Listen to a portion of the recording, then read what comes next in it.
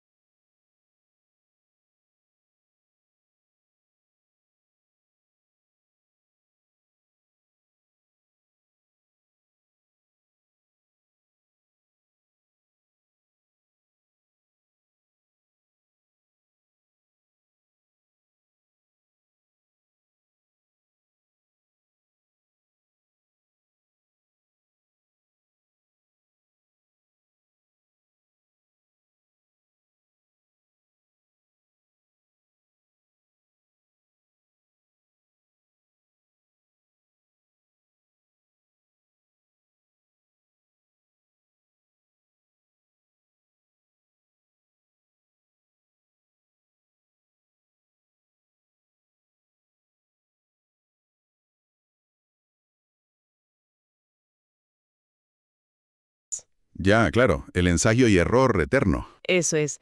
Y para poner un ejemplo de impacto real, fíjate en la crisis mundial que tenemos con los patógenos de la lista escape. Ostras, sí, las bacterias multiresistentes. Las más peligrosas del planeta ahora mismo. Concretamente, si hablamos de la Cinetobacter baumani, bueno, estamos hablando de una amenaza que en los hospitales tiene tasas de mortalidad por encima del 60%. Madre mía, un 60%. Sí, sencillamente porque ha mutado y neutraliza casi todos los antibióticos que le echemos. Claro, es el clásico escenario de pesadilla en los hospitales. Y claro, el enfoque tradicional, físico digamos, implicaría cultivar la bacteria y probar, no sé, decenas de miles de compuestos uno a uno. Lo cual requiere unos presupuestos de locos y muchísimo tiempo. Exacto. Entonces entiendo que ahí es donde lo computacional, o sea, el enfoque in silico, demuestra lo que vale. Pero, ¿cómo se traduce esto en la práctica con este patógeno en concreto? Pues mira, la diferencia está en el filtrado. En un estudio reciente, en vez de ir directos al cultivo en placa, los investigadores usaron una base de datos, la base Ambinter, Ujú. y esta base tiene más de 11.600 compuestos naturales. Bueno, pues a través de modelos computacionales hicieron un cribado virtual contra una diana súper específica, la porina OMP-Ubiloble. Vale, una proteína de la membrana de la bacteria. Justo, el algoritmo calculó cómo encajaban esos miles de compuestos en cuestión de días. Y no les dio una lista enorme, les dio unos pocos candidatos buenísimos, destacando uno llamado demetoxicurcumina. O sea que el modelo te hace de filtro absoluto. Totalmente. Le dice al químico en el laboratorio, oye, mira, estas son las 10 agujas que tienes que sacar de este pajar inmenso para probarlas de verdad. Vale, no estamos reemplazando el tubo de ensayo, le estamos dando un mapa del tesoro. Eso es, ni más ni menos. Pues mira, el propósito de esta guía de estudio de hoy, sobre todo para quien nos escucha que igual ya vio la introducción básica a QSAR, es hacer un análisis forense de esto. Me encanta. Vamos a ver por qué fallan las cosas. Exacto, los 4 pilares de un estudio QSR. Pero en vez de soltar la definición otra vez, vamos a ver qué pasa cuando colapsan, empezando por el primer pilar, el endpoint. Pero, a ver, espera, pausa. Antes de seguir, explícame en cristiano qué es el endpoint.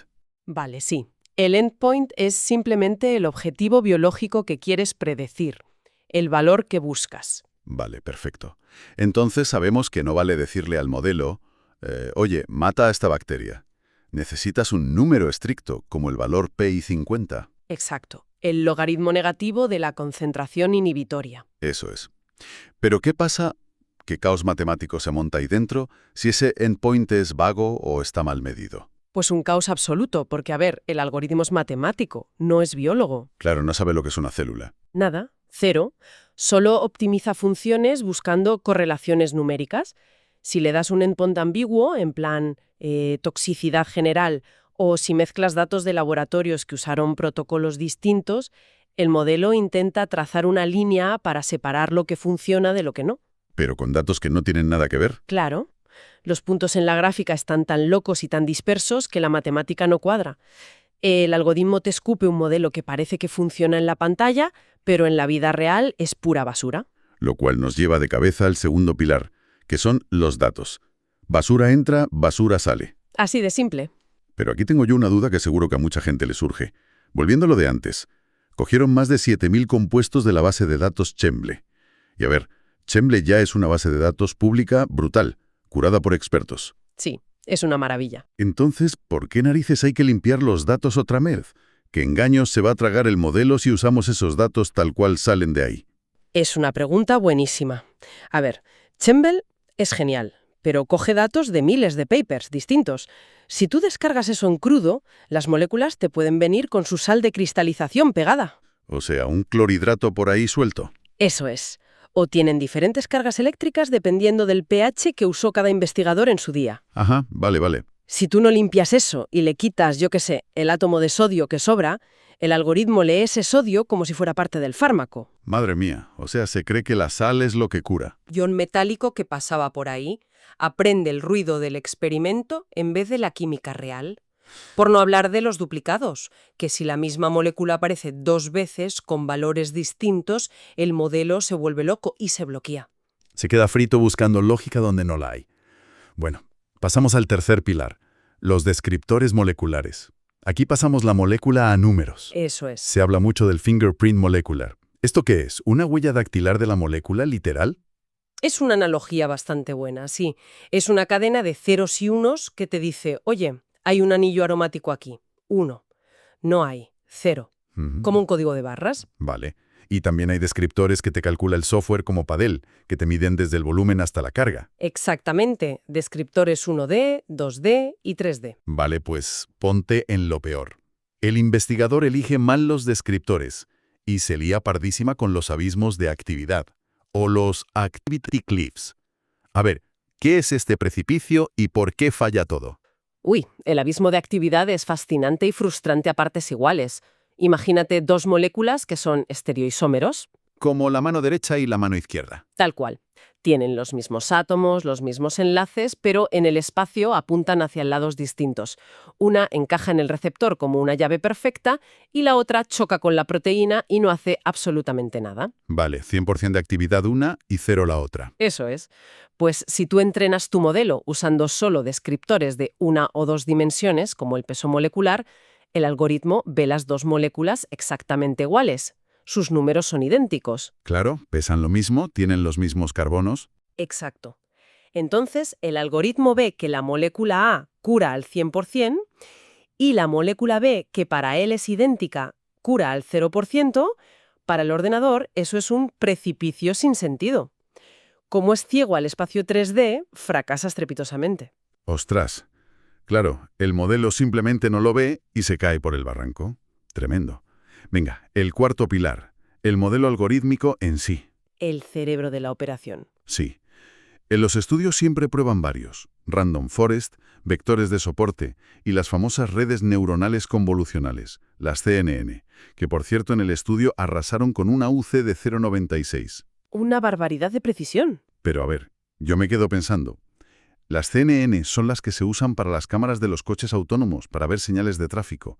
¿Cómo entiende de química un algoritmo que lee píxeles? Pues esa es la genialidad de usar CNNs aquí. En vez de pasarle una lista aburrida de números, le pasas la estructura de la molécula transformada en una matriz, como si fuera una imagen, vamos. Vale, o sea, lo trata como una foto. Eso es. Las primeras capas de la red se fijan en detalles pequeños, como un doble enlace, y las capas más profundas ya reconocen formas grandes, como un sistema de anillos con un oxígeno por ahí.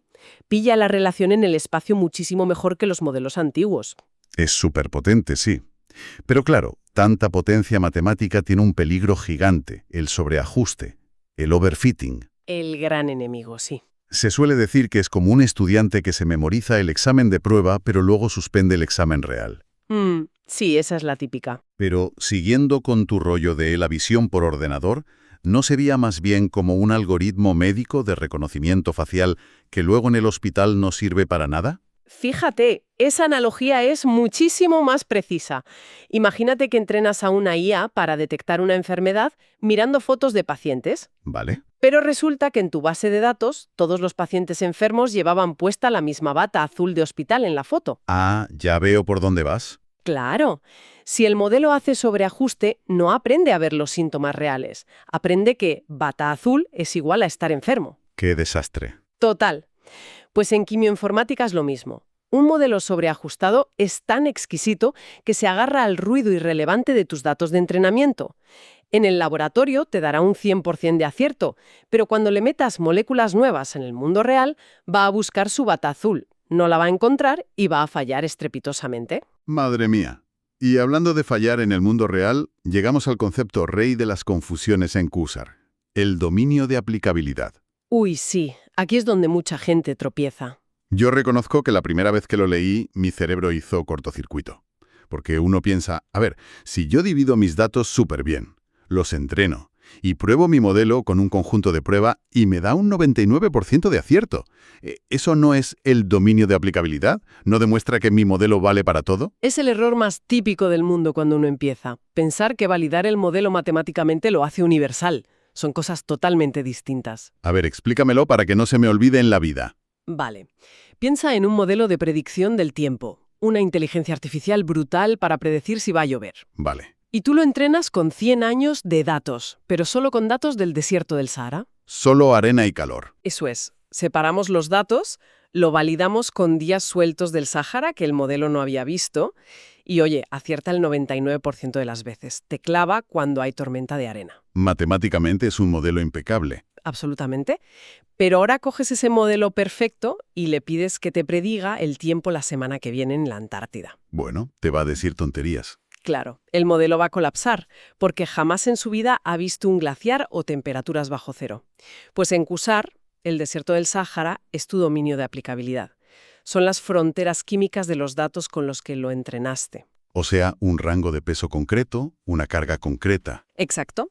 Si sacas al modelo de esa frontera y le metes una molécula rarísima, la predicción es papel mojado. Da igual lo bien que te funcionara al principio. Ostras, eso cambia todo lo que pensaba de los compuestos exóticos. Porque, a ver, si el dominio es tan restrictivo, la industria entrena sus modelos con moléculas sintéticas que cumplen las reglas de Lipinski y las reglas de que un fármaco se absorba bien. Sí, las típicas pastillas de farmacia. Claro. Entonces, ¿para qué narices usamos la IA con productos naturales? Una molécula de un hongo o una planta rompe todas las reglas. Todas y cada una de ellas, sí. Son gigantes, lipofílicas, tridimensionalmente son un caos lleno de giros raros. Si el ordenador te va a decir que eso no se absorbe en el intestino ni de broma, no estamos perdiendo el tiempo. A ver, es un razonamiento súper lógico, pero te olvidas de una cosa. La evolución es mucho más lista que nosotros. Bueno, eso siempre. Es verdad que un producto natural está fuera del dominio típico. Tienen un montón de azúcares pegados, las glicosilaciones, y luego están los temidos paints. Los compuestos que dan falsos positivos en todo. Esos. Como los que tienen grupos catecol, que se pegan a cualquier proteína y te engañan en el ordenador. Pero la gracia de la quimioinformática aquí no es usar el producto natural machacado y crudo para hacer una pastilla. Entonces, Lo que buscamos con la IA es el scaffold. el scaffold. A ver, en español puro, el andamio, ¿no? Exacto. El andamiaje o esqueleto central de la molécula. Lo que de verdad se engancha a la enfermedad. O sea, le quitamos toda la hojarasca que le ha puesto la planta. Esa es la clave. El ordenador te dice qué parte minúscula de esa molécula gigante es el núcleo activo. Y luego el químico coge ese andamio buenísimo, que lleva millones de años evolucionando, lo recorta, lo pule, le quita toxicidad. Y te haces un fármaco sintético perfecto basado en la naturaleza. Eso es. Fíjate, y para aterrizar esto, hay un ejemplo brutal en la documentación. El caso de la artemisina, la planta esta, la Artemisia annua. Sí, un caso de libro. A ver, esto ya era un fármaco famoso y superpotente contra la malaria, salvaba vidas a diario. Entonces mi pregunta es, si ya funcionaba tan bien empíricamente, ¿qué problema había que obligar a meterlo en superordenadores? Pues el problema era que no teníamos ni idea de lo versátil que era realmente su andamiaje, su estructura. Sabíamos que mataba al parásito de la malaria, punto. Ajá. Pero los investigadores cogieron ese scaffold y le aplicaron modelos QSR avanzados y simulaciones comparándolo con miles de proteínas humanas. ¿Y qué descubrieron? Pues que la forma 3D de la artemisina encaja como un guante para inhibir la enzima GSK3-beta. Ostras, ¿una quinasa humana? Sí, una proteína implicadísima en la inflamación, regulación del azúcar. ¿Hasta en el Alzheimer o el cáncer he leído por ahí? Tal cual. Si hubiéramos querido descubrir eso probando en el laboratorio, habría sido pura potra después de décadas. La IA nos permitió coger un fármaco que ya sabemos que es seguro para humanos y buscarle talentos ocultos rapidísimo. Reposicionamiento puro y duro. ¡Qué maravilla! Es eficiencia investigativa llevada al límite. Vale, pues mira, para asegurarnos de que todo esto ha calado de verdad en quien nos escucha, voy a plantear 3 escenarios, 3 preguntas rápidas. Venga, me parece una dinámica genial. A ver, la idea no es que el oyente recuerde definiciones de carrerilla, sino que aplique la lógica que hemos estado hablando. Perfecto. Yo voy a hacer una pausa de unos 5 segundos de reloj en cada pregunta, para que el que nos escuche lo piense bien en su casa antes de que yo le dé la solución técnica. Venga, vamos allá. Primer escenario. Montas una red neuronal convolucional perfecta, matemáticas de premio Nobel. Pero los descriptores moleculares que le metes solo indican el peso molecular y cuántos carbonos tiene la molécula. Da igual lo bueno que sea el algoritmo, el modelo fracasa, porque es incapaz de predecir nada. A ver, dejamos un momento para pensarlo. 1, 2, 3, 4 y 5. Vale, pues fracasa porque le falta toda la topología, le falta el espacio 3D. Como lo de las manos, ¿no? Eso es. Puedes tener isómeros con formas totalmente diferentes en el espacio, pero con el mismo peso y mismos carbonos. Si el modelo más listo del mundo está ciego a las formas tridimensionales, no puede predecir cómo va a encajar en una proteína. Le has quitado los ingredientes para ver la realidad química. Impecable. Segundo escenario. Entrenas un modelo buenísimo para predecir si algo es tóxico para el hígado. Lo entrenas usando analgésicos genéricos pequeñitos, típicos de farmacia. Lo validas y va genial. Y de repente le pasas a ese modelo una toxina gigante de un caracol marino exótico. El modelo te dice que es súper segura. ¿Cuál es el error de novato al crearte esto? Venga, otros 5 segunditos para masticar esta. 1, 2, 3, 4 y 5. Pues a ver, es una violación del libro del dominio de aplicabilidad. Te la has llevado de excursión fuera de su zona. La has llevado a la Antártida. La toxina gigante es tan inmensa y extraña que está en un espacio químico que tu modelo jamás ha visto. Hacerle caso a esa predicción es ciencia ficción, no tiene ninguna validez matemática. Clarísimo. Venga, el último. Haces un cribado virtual y encuentras un compuesto natural de la corteza de un árbol que se une genial a una bacteria. Pero el ordenador te avisa de que por su tamaño gigantesco el intestino humano no lo va a absorber. Sabiendo que no sirve como pastilla oral, ¿lo tiras a la basura y buscas otro? Venga, dejamos 5 segundos de rigor para cerrar. 1, 2, 3, 4 y 5. Pues por supuesto que no lo tiras. Nos quedamos el andamio. Nos quedamos en el andamio, el scaffold. Que la naturaleza ya ha resuelto lo más difícil, que es engancharse a la diana biológica. Ahora es el turno del químico de bata, guiado por el ordenador, para afeitar esa molécula masiva, quitarle la grasa que sobra y hacer un análogo sintético pequeñito que sí te puedas tragar. Ha sido un repaso brutal.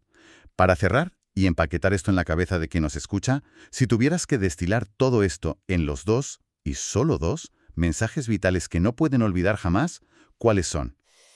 A ver, sin listas largas. El primero, la calidad lo es absolutamente todo. Te da igual tener la inteligencia artificial del Pentágono, si no limpias los datos y usas buenos descriptores, solo vas a conseguir basura de alta tecnología. Curar los datos vale más que cualquier algoritmo complejo. ¿Y el segundo pilar innegociable?